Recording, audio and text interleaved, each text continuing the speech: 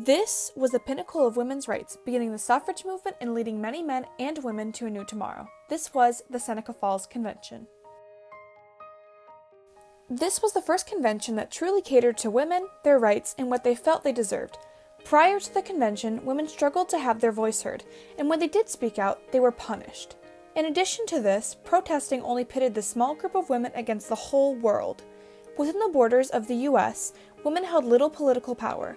Through this contention grew a large estrangement between women and men, which slowly led to the forming of this convention. The Seneca Falls Convention broke ground for future generations of suffragists and feminists alike by establishing that women would no longer tolerate being considered as second-class citizens. These women took a stand in history by establishing that their own voice was just as important as any man's. They wholeheartedly resisted ongoing injustices by speaking out for women everywhere. Ultimately, their hard work paid off. Their daring and compelling actions inspired both women and men throughout the country to make a change. The Seneca Falls Convention was a two-day event in 1848 that lasted from July 19th to July 20th. Within this convention, the main topic was women's rights, with suffrage being the focal point. While that wasn't the immediate outcome, the convention did end with a declaration of sentiments, a list of grievances and rights that they felt women justly deserved. There were many people that attended, but the true minds behind this convention were Elizabeth Cady Stanton and Lucretia Mott. Elizabeth Cady Stanton was born on November 12, 1815 in New York. Stanton was not like most young girls were at the time.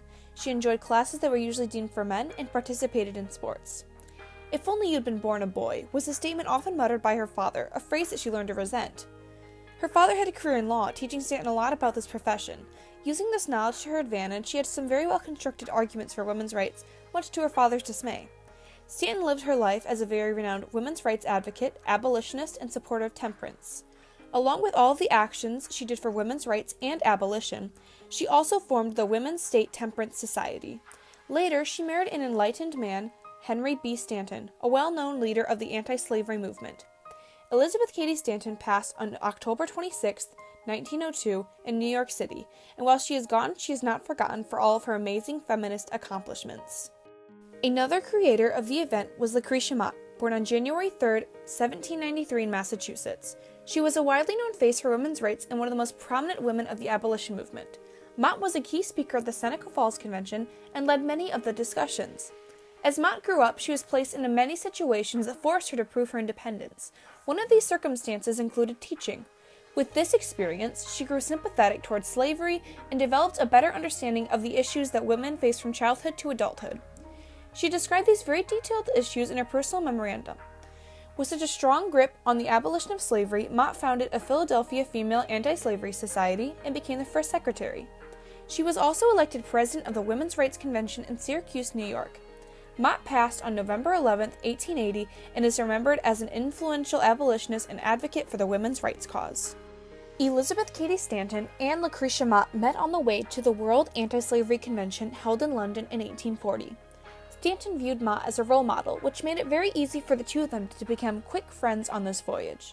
Within this event, there was a vote which excluded women. As the women sat in a silent protest, Stanton and Mott bonded even closer together. They were both supporters of the newly budding women's rights movement in the U.S., and they formed a close political alliance. They would commonly exchange letters after this convention where they would speak about formulating a cause or organization between the two of them. 5 women eventually sat together to plan this convention, with Mott and Stanton being the heads of planning. Seneca Falls had a very hasty planning, according to personal writings by Stanton. They, quote, wrote the call that evening and published it in the Seneca County Courier the next day, the 14th of July, 1848, giving only 5 days' notice, unquote. Through quick planning, this convention was ready to be set at the Wesleyan Chapel. This convention has been described as, quote, the most momentous reform that had yet been launched on the world, the first organized protest against the injustice which had brooded for ages over the character and destiny of one half the race, unquote. Albeit this convention had very little formal planning, many esteemed figures made it a point to attend. A few of these personalities included Frederick Douglass, noted abolitionist and supporter of women's rights, Amelia Bloomer, the editor of the abolitionist and temperance newspaper The Lily, and James Mott, husband of Lucretia Mott, an active member of the anti-slavery movement. Within this event, there were over 300 attendees, including 40 men. The opening day was for women only. The agenda involved 2 midday conferences and an evening discourse by Mott. The focus on the second day was the debating of the separate resolutions regarding the Declaration of Sentiments. On this day, men were allowed to attend. Through a few rounds of voting, all resolutions were passed. On July 20th, 68 women and 32 men signed the Declaration of Sentiments. Every participant in this signing believed that, quote, all men and women are created equal, unquote. There was a list of grievances that resulted, which became a crucial part of the women's rights movement and the push for suffrage. A few items on this list included: he has never permitted her to exercise her inalienable right to the elective franchise. This meant women did not have the right to vote. He closes against her all the avenues to wealth and distinction, which he considers most honorable to himself. As a teacher of theology, medicine, or law, she is not known, signifying that women weren't allowed to be in professions including medicine or law. And he has denied her the facilities for obtaining a thorough education, all colleges being closed against her, indicating that women had no possibility to earn an education. Universities and colleges didn't accept female students. Since the convention was planned by only 5 people and with such short notice, the final results were both astonishing yet expected. As anticipated, not every effect was positive. Immediately following the event, Stanton wrote in her autobiography that, quote, no words could express our astonishment on finding, a few days afterward, that what seemed to us so timely, so rational, and so sacred should be a subject of sarcasm and ridicule to the entire press of the nation, unquote. In many instances, men would routinely come to women's rights conventions and disrupt and harass the attendees with little to no punishment. Meanwhile, satirists would visit the conventions and tease women through the rude cartoon representations. Stanton wrote that all over the country, newspapers and journals ridiculed the convention and the people who attended. Due to the negative reactions, many individuals that had previously signed the Declaration felt compelled to remove any former influence they had to this convention. The Seneca Falls Convention introduced chatter about the women's rights movement and helped it gain momentum quickly, along with inspiring other women's rights conventions to be held all across the country.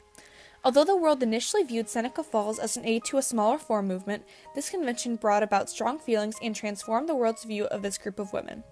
This convention also unified many strong women, this including the legendary friendship between Susan B. Anthony and Elizabeth Cady Stanton. While Anthony hadn't attended the Seneca Falls Convention, she had certainly heard of it, due to her immediate family that had attended. Amelia Bloomer, former attendee of Seneca Falls, introduced Anthony and Stanton to each other, and they immediately hit it off. Up until their passings, they still remained close friends and confidants, Stanton even dedicating her autobiography to Anthony. Stanton and Anthony became the pioneers of the suffrage movement. About 20 years after the convention, Elizabeth Cady Stanton and Susan B. Anthony created the National Women's Suffrage Association, with the goal to gain voting rights as an amendment to the U.S. Constitution. This cause eventually fused with the American Women's Suffrage Association to form the National American Women's Suffrage Association, otherwise known as the NAWSA. They campaigned for voting rights per state, not for the entire country, an idea originally put into effect by Henry Blackwell and Lucy Stone.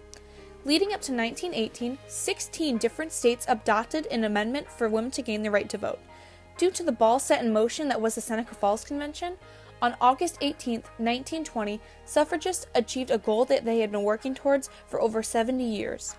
Women earned the right to vote shortly after the passing of the close friends and forerunners of the suffrage movement, Elizabeth Cady Stanton and Susan B. Anthony. Examining recent times, feminist figures such as Hillary Clinton and Gloria Steinem have cited Seneca Falls as a crucial event in the fight for women's rights. Coming through the second and third waves of feminism, both women have been inducted into the National Women's Hall of Fame. This establishment, located in Seneca Falls, truly connects the women of the present, that being Steinem and Clinton, to these legendary women of the past. Clinton has specifically spoke on the talent of the people who attended this former convention within a speech that she made in Brooklyn, New York during the 2016 election cycle. In our country, it started right here in New York, a place called Seneca Falls, when a small but determined group of women and men came together with the idea that women deserved equal rights. The Seneca Falls Convention has ties to many different points in history after the event. Most modern feminists, as well as former suffragettes, identified closely with this convention. This event was the defining moment as the beginning of the women's rights movement. Through Seneca Falls, this group of women were given a stronger voice, a chance to grow, and the platform for a true place to stand within history.